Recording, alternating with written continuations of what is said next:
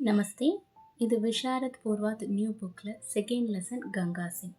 அதில் செகண்ட் பிரசங்க பார்க்கலாம். பாயி தும் தோ ஆஜ் he பர்ஷேதி bun Gaye is தரஹ் Q பைத்தே ஹோ. அதாவது, அண்ணா நீங்கள் இன்னைக்கு அந்நியர் ஆயிட்டீங்க. இஸ் தரஹ் கியூ பைத்தே ஹோ, ஏன் நீங்கள் இப்படி உட்காந்துருக்கீங்க. பர்தேஷி அப்படின்னா அந்நியர் அப்படின்னு அர்த்தம். प्रसंग பார்க்கலாம். यह वाक्य गंगा सिंह नामक पाठ से दिया गया है. இந்த வாக்கியம் கங்கா சிங் அப்படிங்கிற பாடத்துல இருந்து எடுத்திருக்காங்க. यह சுதர்சன் ஜி की सुंदर कहानी है. இது சுதர்சன் ஜியோட அழகான கதை. संदर्भ यह सहाज मिशन स्कूल की बम्की का कथन है. இது சஹாஜ் மிஷன் ஸ்கூல்ல வேலை பார்க்குற பம்கி அப்படின்னா துப்புரவு பணியாளர் அப்படின்னு அர்த்தம். அவரோட கூற்று, वह हेड सप्रासी गंगा सिंह से यह कहता है. हेड सप्रासी அப்படின்னா ஹெட் பியூன் கங்கா சிங் கிட்ட இந்த மாதிரி சொல்கிறாங்க. கங்கா சிங் கி விதாயி காதன் ஆதா है. கங்கா சிங்கோட விதாயி அப்படின்னா விடைபெறுற நாள், பிரியா விடைபெறுற நாள் வந்துருச்சு. गंगा सिंह अपनी वर्दी उतार कर रंगीन कपड़े पहन लेता है. அதாவது கங்கா சிங் அவரோட வர்தி அப்படின்னா யூனிஃபார்ம், சீருடைய கழட்டிட்டு வண்ணமயமான ட்ரெஸ்ஸை போட்டுட்டு வந்திருக்காரு. यह देख बम्की सप्रासी गंगा सिंह से यह कहता है.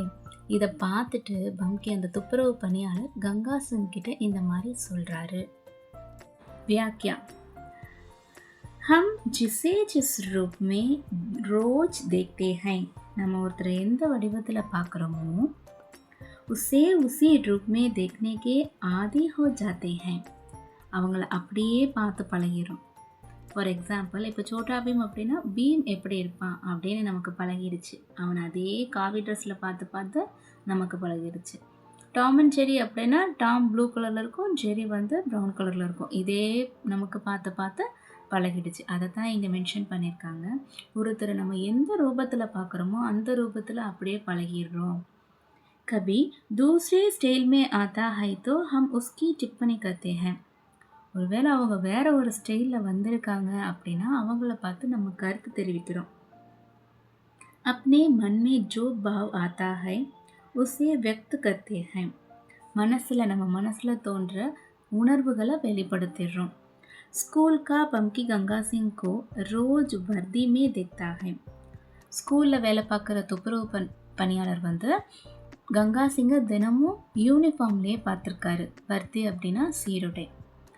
अब गंगा सिंह रंगीन कपड़े पहन कर सामने आया तो बम्की उससे पहचान नहीं पाता.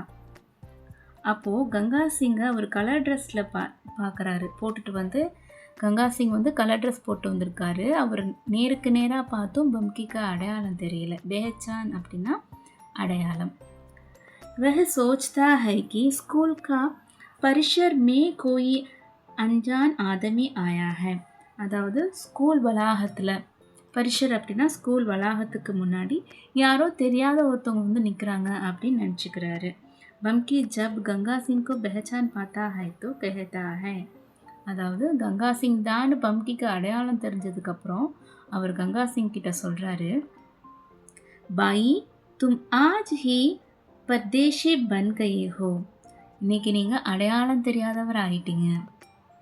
இஸ்கா சப்ஷஸ்ட் அர்த்த ஹை. இதோட உண்மையான தெளிவான அர்த்தம் என்ன அப்படின்னு பார்த்தீங்கன்னா, கங்கா சிங் அவர் ஸ்கூல் கா பீச் கோயி சம்பந்த நஹி ஹை. கங்கா சிங்க்கும் அந்த ஸ்கூலுக்கும் சம்மந்தம் இல்லை அப்படிங்கிறது தான் இதோட தெளிவான அர்த்தம். ஆகே வஹா கங்கா சிங் சே கோயி பி மில்னா நஹி சாகேகா. எதிர்காலத்தில் இதே மாதிரி இவர் வேற ஒரு ஸ்டைலில் இருக்காரு அப்படின்னா எதிர்காலத்தில் இந்த ஸ்கூல் சம்மந்தப்பட்டவங்க யாரும் அவரை சந்திக்க விரும்ப மாட்டாங்க.